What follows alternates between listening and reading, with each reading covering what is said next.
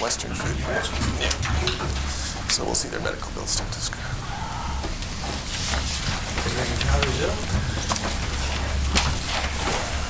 Thank you. Mr. Commissioner, when we broke, Mr. Brown had identified a concern before he, or at least a further point he wished to make, and I'll invite him to do that. I just wanted to add, to flesh out what Mr. Ashton was addressing just before we broke. He provided some evidence in response to a document that was put into evidence yesterday. I expect his counsel, Mr. Rosenblum, will, when it's his turn in a moment, put into evidence some documentary materials that flesh out the point that he was making in his testimony. So simply identify that, the emails that he'd referred to. Mr. Brown, please. Yes, thank you, Mr. Commissioner, for allowing me to make an additional comment here. I would just like to go back to this notion of selectivity and how it pertains to weak stock management, which has become quite a predominant sort of, hope this is not too tendentious of a word, it's almost like a theology in DFO right now. And I don't say that to be disrespectful for the idea of being selective or being risk averse, but I think it's gone far out of proportion to where it should be. And I'd like to use a couple of illustrative examples of that. The biggest selectivity, weak stock management cause that you've heard over the last many years and has been developed in the media and advanced by the NGOs and others has been the Cultus Lakes fish. And there's a report that I study very carefully put out by a independent biologist by the name of Bill Gazy, well-respected biologist, and it was peculiar to one particular year, and it was when we were dealing with some of the stuff you heard last week about the bycatch limits around the late timing sockeye and the sacrifice of large numbers of summer run sockeye to protect these allegedly endangered stocks. And at that year, the return to the cultus was something in the neighborhood of 300 fish. It was one of the very low cycle years for the cultus. And all of the selectivity and all of the, no, I shouldn't use the word selectivity, all of the weak stock management drivers in the fishery that year had the net effect of causing a major sacrifice in the harvest of the summer run that year. And I won't repeat all of what Walters and Woody said to you about that, but there was no sense of proportionality out in the public discourse about what we were doing. On one hand, we were sacrificing millions of fish, of which my colleagues all depended on for their livelihoods. And what did we save that year? Mr. Gazy estimated that the best that we were going to save was somewhere in the range of 10 to 20 additional cultus fish, something that is noble, and we might have even done it anyway, but what I'm trying to strike at here is the losses relative to the gains were very far out of proportion. And this is what Dr. Walters was talking about the other day, and I think very, very wisely, is there needs to be some sort of socioeconomic analysis done about if we're going to head down a path such as the theological approach to weak stock management that the department has adopted, and allegedly the wild salmon policy is supposed to mitigate and balance, we at least need to tell you, Mr. Commissioner, and the public at large what it is we're doing, and more importantly, what is the impact on people who are affected by it? That's one point. But more importantly, what is the impact on the resource as a whole?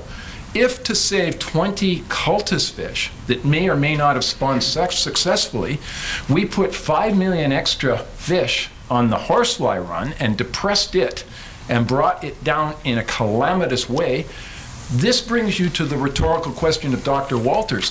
What is precautionary? Is that precautionary? Do we save 20 fish and destroyed a run of millions? And I'll say that in the context of another topic, which is some of the selective problems or some of the weak stock problems that we have, particularly in the cultus, have never been the result of fishing in the first place, but could be solved by other measures, including cleaning up the habitat and other factors. So I'm begging that somehow through this process, we get that sense of proportionality of what we've been doing. Thank you. Thank you. Mr. McEachern, you had asked recently if you might be the first to go. It is your turn up for this next question. This is a general question. I think it's my last question. It has to do with the department's consultative processes with the commercial sector.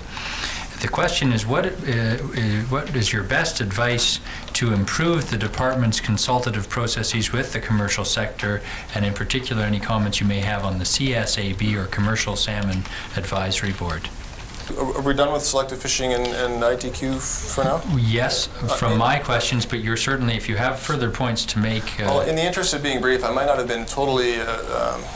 There might be a little more information around the ITQ thing I should probably flesh out. It wasn't my involvement in the quota demonstration fisheries, not strictly with Area D. There's also been a large group of Area E fishermen that have been promoting ITQ as a way to regain economic viability in our fishery, and so I've been very involved in that from the Fraser River Gillnetter as well, and more from promoting it as a successful thing we should try. In fact, we did actually get a fleet vote out run by the department very recently, where we actually had greater than 50% support for a demonstration fishery, but it was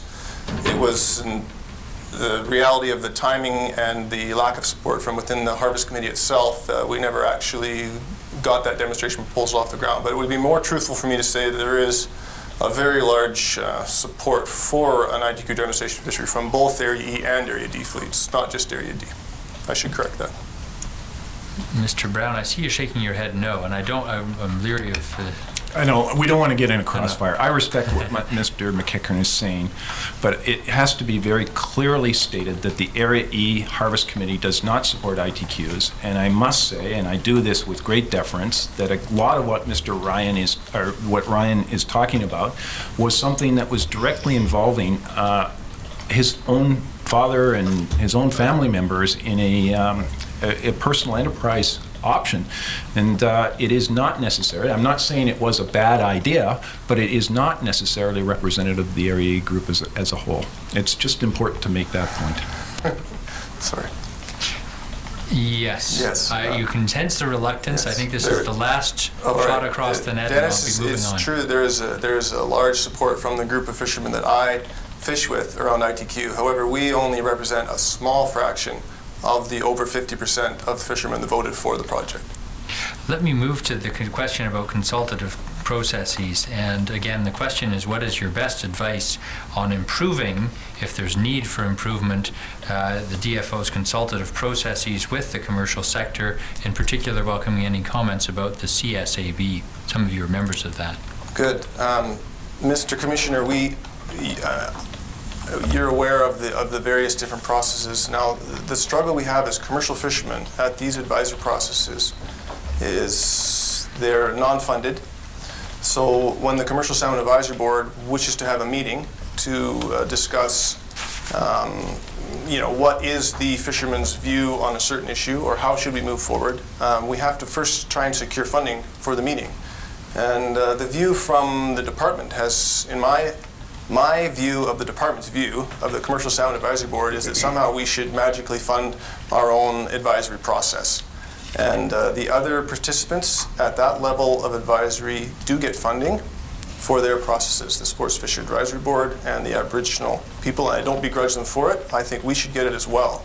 So if there's one recommendation around the advisory process that I would hope to come out of this commission, would be that the participants from the various commercial fleets should be adequately compensated for their time and their expenses. And additionally, the department should pay for meeting venues and facilitators, and if there needs to be someone there to run the laptop, that should be funded as well.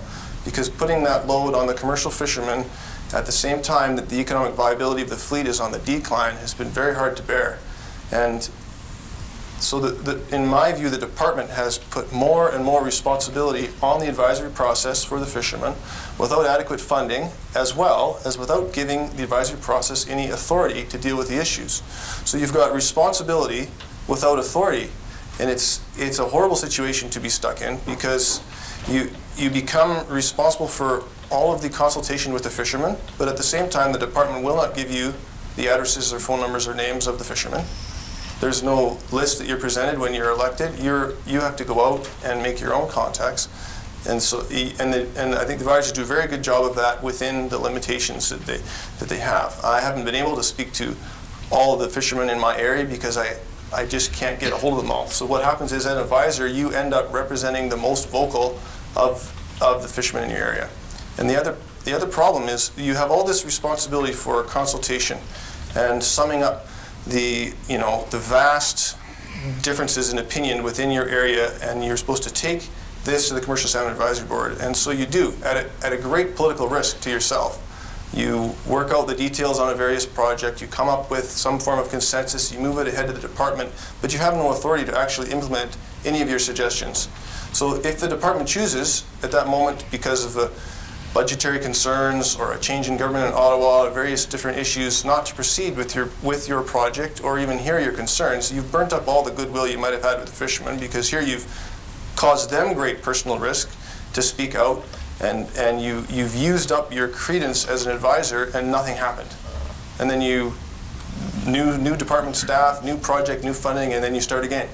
So the department has offloaded the advisory responsibility onto these panels without giving them the authority to make decisions, or without giving them the funding to actually adequately do their job. And if I could further, the actual makeup of the advisory boards themselves, if you've read my will say, I have a problem with the makeup, and the two areas that I'm most concerned about are the union representation and the company representation on the Commercial Salmon Advisory Boards. And I have no problem with the union having their say, and I have no problem with the company having their say. The problem is, because the advisory processes are not funded, you have a large group of people that attend all of the meetings, and every meeting are people that are getting paid in some fashion, particularly when it comes to company representatives. So those seats at the Commercial Salmon Advisory Board are most likely to be filled, whereas the seats of people that are not being paid are the least likely to be filled. And if you look back through the minutes of the score process, you will see there was a lack of participation from groups that really should have had a lot more say, particularly in Area E and other areas where the participants were asked to volunteer their time, their expenses, and their per diems. Well, you had very good representation from the fishing companies and the union, whose members were being paid either on a daily or a salary rate. So there's two ways to fix that in my view. You could either change the makeup of the Commercial Salmon Advisory Board, so you limit it to fishermen only, and the union and the companies would need to make their advice to the departments in a separate forum, or you could pay the independent fishermen themselves for attending these meetings so that they would be able to participate at the same level that the union or the company would. Thank you. Mr. Sakich, please. Yeah, first of all, chairing that thing and sort of looking after its paperwork and everything on a volunteer basis, it's a little bit much. There's a lot of it. You know, there's a lot of responsibility there. It would be impossible to put together full agendas of all sorts of items, because you would need days to do that, meetings of that sort. And then folks, when they're on their own for cost and coming from all over the coast, it's pretty hard to do. So sort of managed to move the meetings up so they run right beside the IHPC meetings, and that covers folks from out of town, but it only gives you a day here and there. It needs to be funded. It needs a full-time secretariat. It's got to have that, and they can vote in whoever they want for a chair at that time, but there's too much business to be looked after on sort of a volunteer type base. The other side of it, the BC Wild part, the society entity to it, it's fairly smooth. It has a different terms of reference, and it's not hard to be caught up on that one. That's done by an accountant. That's all put together every year and filed. And then there's some other issues around there too, as you're trying to do business, and it's just how does everybody arrive there?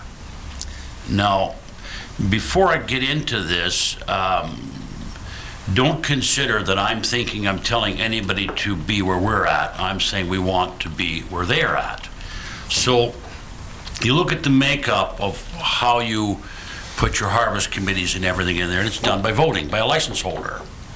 Now, this is presuming, in our minds, that all license holders are equal. I don't think that's quite so. You have a large First Nations corporation in the north that is able to treat licenses a lot different than the rest of us. It's a corporation. We're not talking about a First Nations thing here. So those licenses don't have to be on a keel. They can be kept in a filing cabinet. They can be rented out. They can do all these sorts of things. The rest of us at that table can't operate that way. And that, to me, is a slight. So if you are license holders that are voting in a block or whatever the case is for whatever initiatives that you're doing in there, that is somewhat unfair. Now, again, correct, I'm not saying those folks need to come where we are. We need to go where they are in that flexibility of licensing.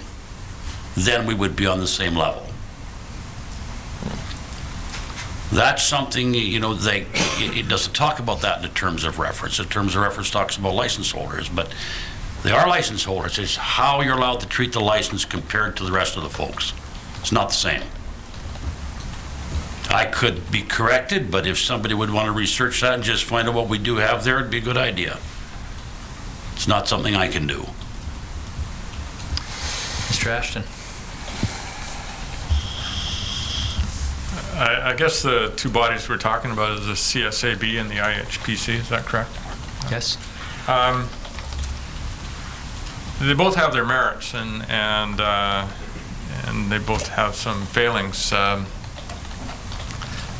Both bodies are their terms of reference are to reach decisions by consensus, which in many cases, almost all cases, is extremely difficult to do. We have a very diverse groups of people represented at both these. The CSAB is obviously commercial, but as you probably heard, the different gear types have different perspectives on how their fisheries should run, how their the allocation process should be, and there's a little bit of, we went through the score process, and you know, it really brought to the forefront that there's I guess sort of two differences, distinct differences of opinion on share-based managements and quotas and other things like that, and it tends to still influence how people feel attending these meetings and what their comfort level is discussing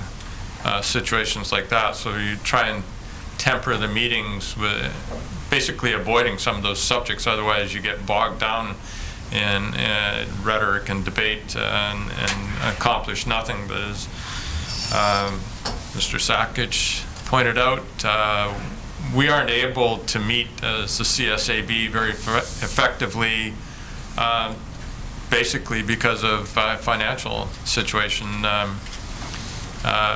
We're perceived as being a commercial entity, and commercial entities often suggest that you're making money, which is quite contrary in this business in the last 15 years. And people that are serving on as a representative from their harvest committees do it basically on a volunteer basis. So generally we get 2 meetings a year, sometimes 3 meetings a year, that we try and piggyback on to the same time frame as the IHPC.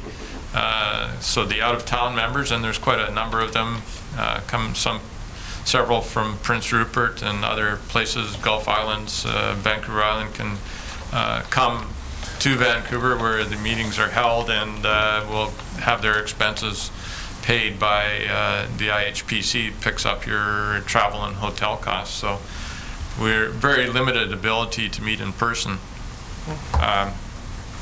Gets me to the IHPC. It's a similar situation as far as decision-making body. There's good value in the IHPC. It's a very good forum for receiving information from DFO. We do have an opportunity to express some opinion. It's hard to sometimes relate it to that you're actually involved in consultation. Consultation sometimes would suggest that if you are expressing your viewpoints, that you have a reasonable expectation that they may be regarded as valuable and being implemented, and often we don't see that.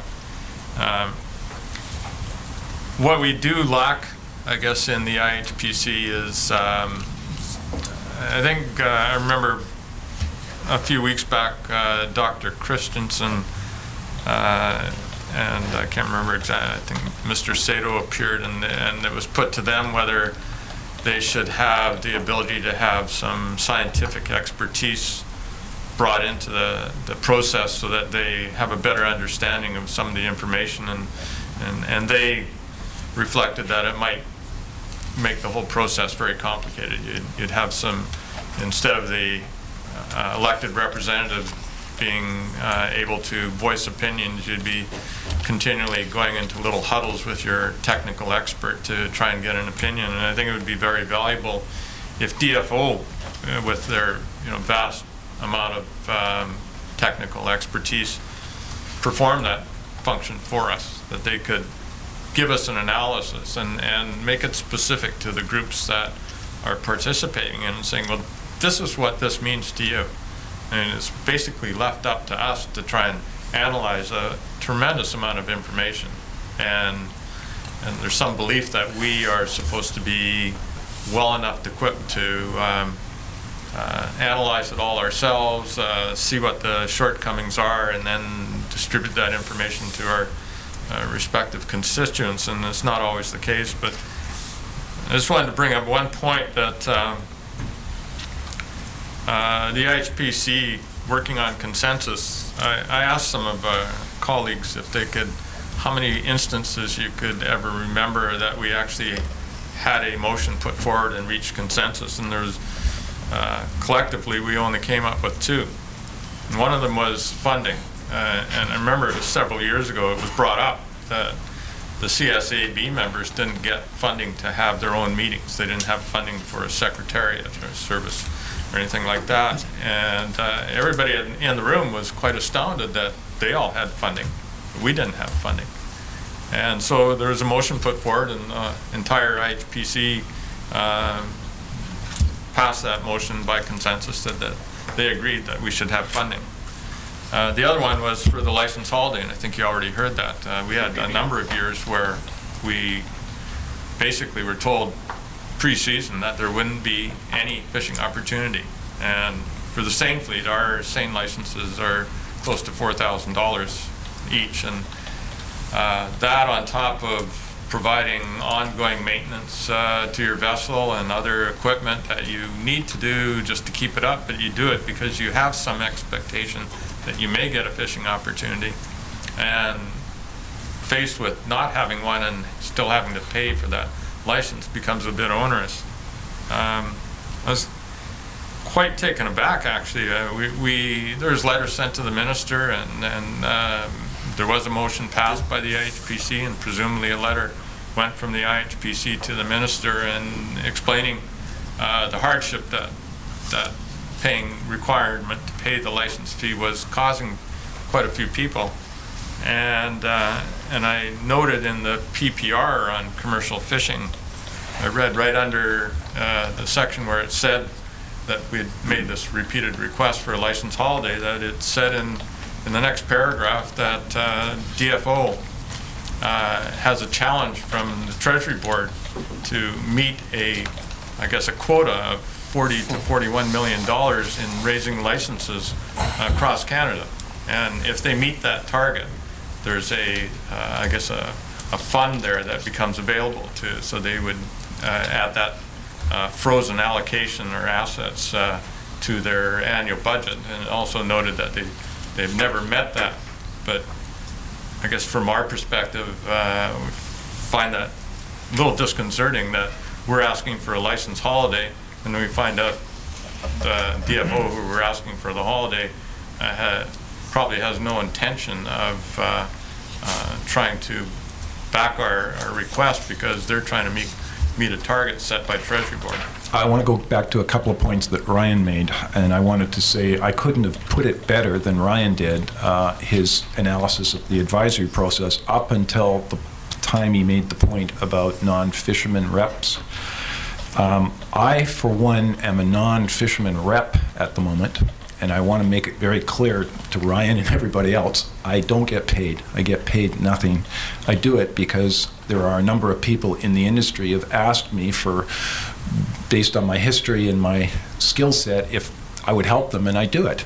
And I'm not the slightest bit ashamed about being a non-fishing license holder, active fisherman when I go there, because I'm guided when I go there, both when I was a union representative, and I'm no longer, and now in a erstwhile form as a Area E representative. I'm guided by a policy that was developed by fishermen through their own various meetings, some of which Ryan has attended. And I just want to make it clear, Mr. Commissioner, that we shouldn't get hung up on this issue of non-fishermen versus fishermen and that there's something inherently superior about either group.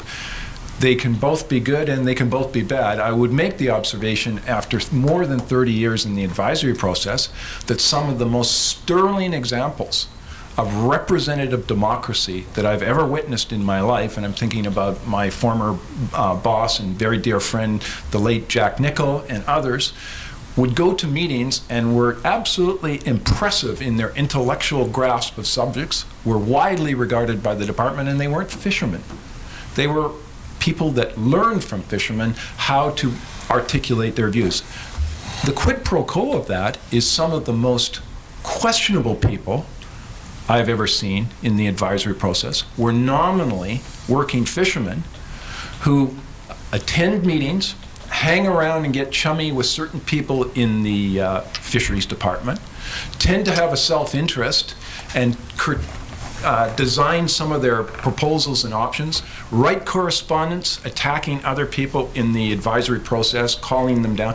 There's a lot of things that can be said, and I don't say that's all of them. I'm just making the point that there's no inherent fetish about whether you're a fisherman or not, and I agree with Ryan very strongly that the best way to solve it is to make sure that all the people are properly resourced. Now, if I may, could I move on to another point, and that is this whole issue of what is the advisor, what is probably the biggest problem with the advisor process, and Mr. Ashton's touched on it, but just a week ago, I was sending down a number of fisheries modeling exercises that the DFO was working on in the fishery to Dr. Carl Walters in Florida, and his comment was, even I can't understand half of these things. How the hell can working fishermen do it without the resources and without the expertise? What we're seeing in this age, particularly as Mr. Staley pointed out last week, since the advent of computers, is an absolute exponential growth in computer modeling and abstract activity that becomes at times absolutely overwhelming. And it's certainly, I totally agree with what Ryan is saying, a challenge for people who do not get paid and don't have the resources to go through that. The other point that I don't like about the current advisory process is, as you heard from Dr. Woody and others, in the old IPSFC era, which is different, we can't necessarily go back, things were more simple, but we no longer have one place where all decisions are made around Fraser Sockeye. There's a multiple of forums. Decisions are often made in places like the Fraser panel, and they're obviated or undermined or changed in other places. And I think there is some serious structural flaws there. If I had more time, I would go into that case by case. But I think there are some serious problems, and I will conclude by saying the current advisory process tends to favor a top-down approach by DFO rather than a grassroots-up approach from fishermen. Mr. McEachern, you raised your hand. Yeah, I'm not sure how much back and forth you're looking for here, but I mean, obviously, Dennis and I agree on a great many of things in the industry, and I would hate to make it seem like we disagree all the time. There's basically only two issues where we would see a major difference, I think, and one is on the ITQ issue, and the other is on this idea of fishermen reps, and I don't want it to seem like I am maligning non-fishermen representatives at all. I think that the ones that we have do an excellent job. And there's Dennis and there's Joy and there's a number of other reps that do an excellent job for the fishermen. But the problem I see from the fisherman point of view is the department and the whole advisory process gets hooked on the convenience of having non-fisherman reps. And it is very handy to have them. But what happens is they end up abdicating their responsibility to actually consult with the fishermen themselves, because it becomes much easier to have meetings in Vancouver when you can just when you have a non-fisherman rep who's not out on the boat speaking for you, and they might do a very good job of speaking for you, but they're not actually fishermen themselves. So the department actually gets hooked on the convenience of having non-participating fishermen become their advisors. And on a lot of issues in mid-season, because it's so convenient, there may be a meeting where there is a majority of representatives that actually are working for a Canadian Fishing Company, for example, and are not fishermen at all. Because it is convenient, they can do that. They don't have to contact the fishermen themselves. And one of the excuses would be, well, you're all out fishing. But you know what? If you had to be a fisherman to be a representative, and if the department had to consult with a representative, they would find a way to properly consult with a fisherman. But having the convenience of having non-fishermen there, I think has got them addicted to that system, and I'm not trying to put down Dennis's involvement at all. Gentlemen, thank you very much. That concludes my questions to you. Certainly other council have a series of questions. Mr. Commissioner, it's 12:25. I don't know if the preference is that we begin that. Mr. Rosenblum is first on the list. Mr. Commissioner, that I think you detect a frustration of certain members of the panel in terms of how we have all collectively had to compress a very, very complex subject into a window of one day, and it troubles me very, very much. It troubles me because maybe you, Mr. Commissioner, had a better grounding on these issues before you received this this commission, but for the rest of us, it has taken us a long time to come to grips with some of these very, very complex issues. And all I wanted to say, not so much as a complaint, but as a partial solution to the problem, is that speaking on behalf of my two clients on the panel, and I have a feeling I'm also very much speaking for Mr. Brown, who's champing at the bit to expand on his point, and I'm sure I speak for Mr. Sakich, that my clients certainly would be very willing to return another day, and it would be advisable when they do return. I'm not suggesting to not sit this afternoon. We should be carrying on. But as Mr. Martland indicated at the start, we're doing the cart before the horse to the extent that Mr. Grout tomorrow presumably will lay out some of the schematic of the allocation system and the complexity of that issue, not to mention some of the other issues as set out in his will say, and one would have preferred to have this panel to speak after that, so that as we examine this panel, we would know to what extent you, Mr. Commissioner, would have already been provided with the schematic to fully understand the situation. But not knowing to what extent Mr. Grout will even be permitted to lay out the complex web of systems that operate for these issues, we're obviously having to examine these witnesses today to bring forth some of the complexity of the issues. So I say that certainly I invite you, Mr. Commissioner, at the end of the day to certainly approach us to reconstitute this panel an additional time to expand upon issues, especially after we have heard Mr. Grout. And I know that one of the reasons we're meeting today is that certainly with Mr. McEachran, he's out on the herring ground and could be called out tomorrow or soon, but I know that the herring is a short season, and Mr. McEachran will make himself available at a future time, as I'm sure will all the other panel members. So I invite you, Mr. Commissioner, at the end of today to state to us if indeed you feel that you would like this panel back to give you a more fulsome explanation of some of these issues. Some I think will be adequately covered today, but some of them I suggest will not be.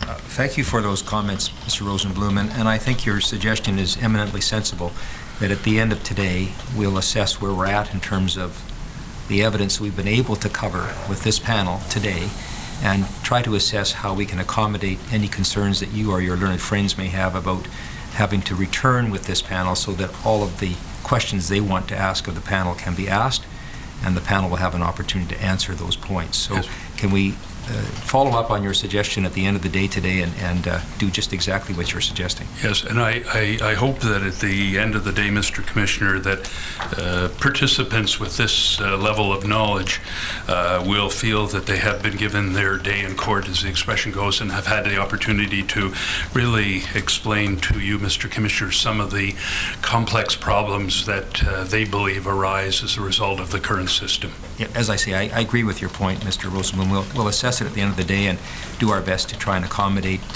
your suggestion as best we can. Thank you. So we'll take the noon break. Thank you. Hearing is now adjourned until 2 p.m. Yeah, they locked me. I can't do it.